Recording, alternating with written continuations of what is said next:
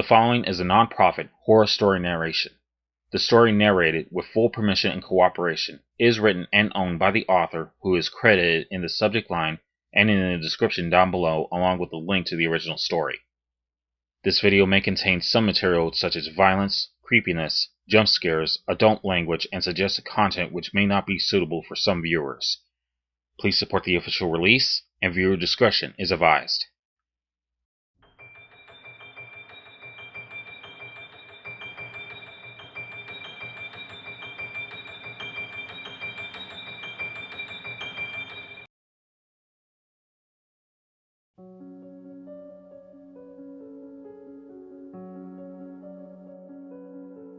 The first thing I did after she took off was check my car to see if I might have left some spare change somewhere. I figured I could probably dig enough coins out of the floorboards to get me a bite to eat before hotwiring the vehicle. I was only a little surprised to see my phone, wallet, and keys sitting on the passenger seat waiting for me. My head was spinning, and I desperately needed something in my stomach, even if it was only gas station food. I did a quick run, collecting whatever foodstuffs didn't look like they'd make me throw up.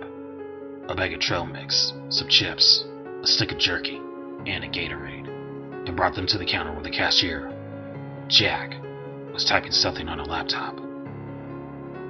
I knocked the counter to get his attention, and he looked up from what he was doing with a smile and said, Found your wallet, huh? I dropped the stuff in front of him and answered, Go figure. He rang it all up and I paid.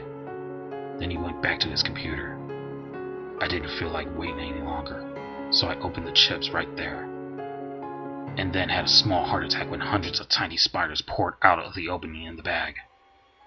They were tiny, black, and crawling over one another in every direction. I dropped it to the ground and started stomping them, all underneath my boot. What the holy fuck? I yelled at the cashier. He looked back at me with a raised eyebrow and asked, What? Didn't you not see that? There was... Right then, I lost all ability to speak. There was something in the store with us. Something impossible. Another spider was crawling up the wall behind the cash register. Only this one wasn't tiny. This one was at least the size of a Rottweiler, with shiny black legs as thick as walking sticks, and a pulsating black abdomen. I could see the reflection of the fluorescent lights on its bulging wet black eyes, and I could make out clear as day the thick needle-like hairs covering its body. It crawled all the way up to the wall, then turned upside down on the ceiling and started towards me. I grabbed the spot on the side where the gun should have been, and fell backwards onto a display of pork rinds, landing on my ass. My voice finally came back to me, and I screamed, What is that fucking thing? Jack clearly hadn't seen it. What?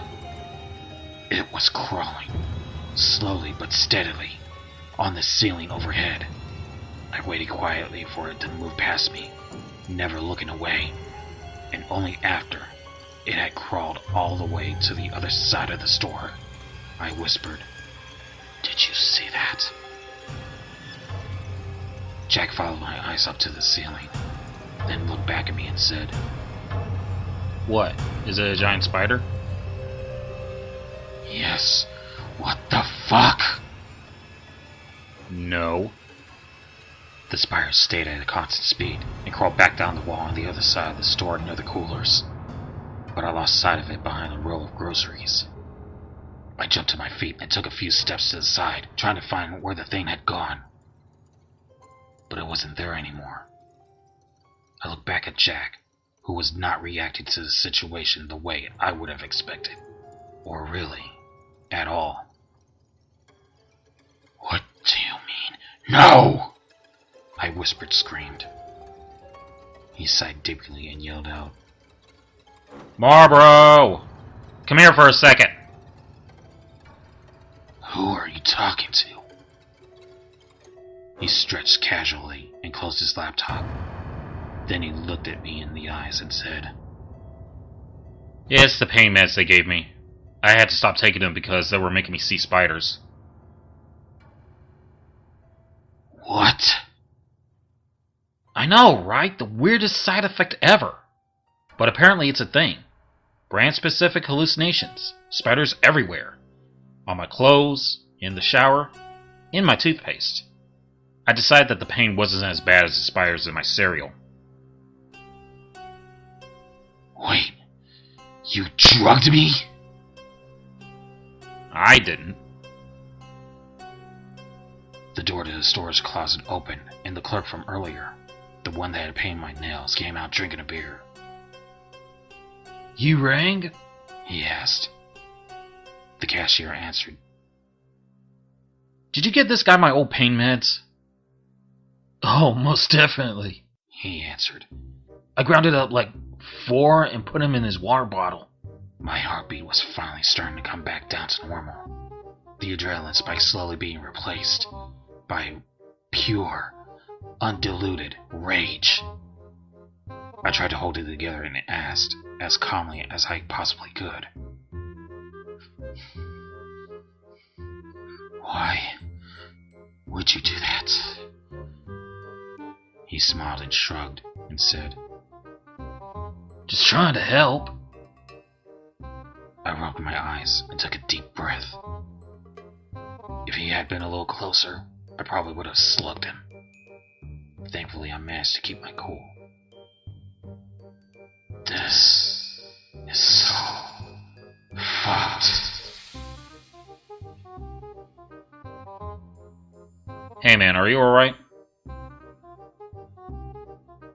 What part of this looks alright to you? I replied. Yeah, I figured as much. You're Vanessa's uncle, right? That's right. You knew her? A little. She was a decent worker. Always showed up on time. Never stole anything. I was bummed out when she disappeared. I hate to ask you, but do you know what happened to her? Maybe it was the drugs, but I was having trouble getting a read on this guy. Was he for real? I'm planning on figuring that out. I take it you don't buy the story about her joining a cult? I caught the quickest micro-expression when I said cult. He looked at the other worker for just a moment, then back at me and said, No, I don't think she joined the cult. There was something else going on here. I asked him directly. What exactly did you think happened? I don't know. The other worker piped in with, Maybe a demon got her. The cashier looked at him and said, What? Like in Twin Peaks? Dude, spoilers! That show has been out for 20 years. You're either gonna watch it or you're not. This was pointless. These two were using each other for deflection. And if I were going to find out what either of them knew, I need to separate them. The only question is, how? Right then, the cashier leaned back to grab his crutches off the wall and said, Marlboro, take over for me. I'm going to lunch. Okie dokie, said Jerry, or Marlboro, or whatever the hell his name actually was. He struck me as the kind of guy who would find somebody else's name tag and wear it just because. Hey, I said after the cashier had stood up. How about I take you to lunch? He looked at me for an awkward couple of seconds and asked, Why would you do that? I just want to ask some questions. About Vanessa? I really didn't know her that well. About this town. I'll pay for lunch. What do you say? He mulled the offer over for a few more silent seconds, then nodded and said, Okay. I checked my phone during the drive just to see what time it was. 12:05 p.m., then tossed it out the window. Even if they hadn't bugged it, there's no way in hell I could ever trust it again. We went to a small diner in town called Maryland's, where we both ordered the same thing, a cheeseburger and fries. I took black coffee, and he drank a root beer. I let him eat before I got to the questions. It didn't take me that long to devour my entire meal. Thankfully, there were no spiders. Whatever Marlboro had put in my drink had worn off completely, and the pain in my leg was back in full force. But it was hard to complain while sitting across from this guy. At least I still had all my limbs. From what I could see, he was a below-the-knee amputee. The way he worked his crutches made it clear that this was a recent development. I decided to keep my complaints to myself. After he finished his burger, I tried to ease into the questions, and learned as much as he would let me know. This guy was private, and all I could get out of him were the basics. His name was Jack. He was much younger than me, worked at the gas station pretty much since high school, and he liked to mind his own business. I finally got around to asking about his injury, not expecting much of an answer, but surprisingly, he opened up like it was no big deal. I got a complex fracture a while ago and broke my leg in 2 places. Not so surprisingly, this town doesn't have the best medical facilities. There were some complications. I caught a strain of antibiotic-resistant Acinetobacter. And long story short, he imitated a chainsaw noise and gestured like he was cutting off his own leg, then took a sip of root beer. What do you know about this cult? I watched his face for any kind of tell, but this time, if there were any reactions, he was keeping a lid on them. Not much. A dozen or so attractive millennials joined up with a charismatic personality. They recruited them from all over using the internet, promising enlightenment and orgies. Didn't end so well. I heard. Spencer Middleton's part of that cult. Jack visibly shuddered at the mention of Middleton. Interesting. No, he answered. But it certainly wraps the whole story up nice and neat, doesn't it? You think Spencer is innocent? Jack laughed and shook his head. Ha! No. He is very much the opposite of innocent. I'm just saying he isn't exactly a team player. Outside the window, I saw the cruiser swing into the parking lot. Shit, running out of time. Look, I finally said. Some weird stuff happened to me today when I was out in those woods. Things I can't exactly explain. And I'd like nothing more than to fall asleep for a couple of weeks and recharge. But I can't right now. I think there's something wrong with this town. And I think Vanessa got caught up in it. And I think that maybe, just maybe, you know what's going on. Why would you think that? The deputy that's about to come busting in here. She seems awfully protective of you. The door opened, and Brian scanned the place, spying us immediately. Jack still had his back to her. He said, You're not wrong. Weird things happen here, but you're looking in the wrong place. Vanessa was a part of the cultists. They died way before she went missing. How do you know the cultists are dead? I thought they were only missing. That's enough questions for now, nail polish, said O'Brien as she put a hand on Jack's shoulders. You good, Crutches? She asked him. Peachy, he answered. If there was any doubt, that had taken it away. There was something going on with Jack and O'Brien. Maybe she was just protecting him. Maybe they were working together. Maybe they were hooking up, I didn't know. And it was damn near impossible to get a look inside his head.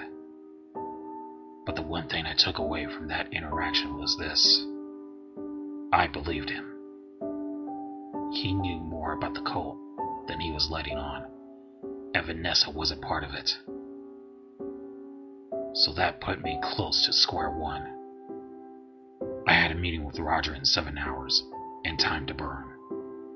The sobering fact that I had killed a man that morning in self-defense was burning in the back of my mind, and I knew that when it came time, I would have to deal with that.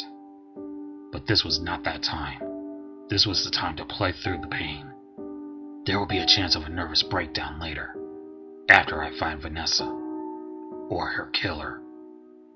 Jamie looked pretty shocked to see me. I didn't feel like explaining everything, so I just asked him to put on 2 pots of boiling water and to find me some rubbing alcohol, floss, and a sewing kit. He's a good kid, and I hate to keep traumatizing him, but I couldn't go to the hospital just in case. Once the pots were boiling, I dropped the sewing needle into one and my car keys into the other. I knew better than most people how easy it is to bug anything these days. Even my wallet was going to stay in the console of my car until I could get back home and order new credit cards. It was going to be nothing but cash from here on out. My nephew didn't question it for a second when I told him I was going to be driving Vanessa's Honda for the rest of the time while I was in town. I couldn't afford the very likely possibility that my car had been bugged. He didn't ask too many questions, and I didn't volunteer too many answers. The furthest we got was, "Why are your nails red?" I have no idea. I strung some floss through the needle and bent it into a hook shape. This was gonna hurt if I did it right, and hurt even worse if I did it wrong. At that moment, I wondered if it might actually be worth the spiders to keep from feeling the pain I was about to feel. I ripped out the duct tape cast, a layer at a time, all the way down to the base, then peeled back the final layer to see the grisly X-shaped wound on my leg. Just when I think nothing can surprise me anymore, I'm proven wrong. Son of a bitch. Somehow, someone had beaten me to the punch. The wound was very neatly stitched up, almost professionally. The work was so clean, and it wouldn't leave but minimal scarring. Next to it, under a dried layer of blood, I could make out shaky handwriting where someone had drawn on my leg with a black marker. Jerry was here. I set the needle on the table and asked Jamie if he had any old antibiotics in the house. "Yeah, probably." I'm going to need them all.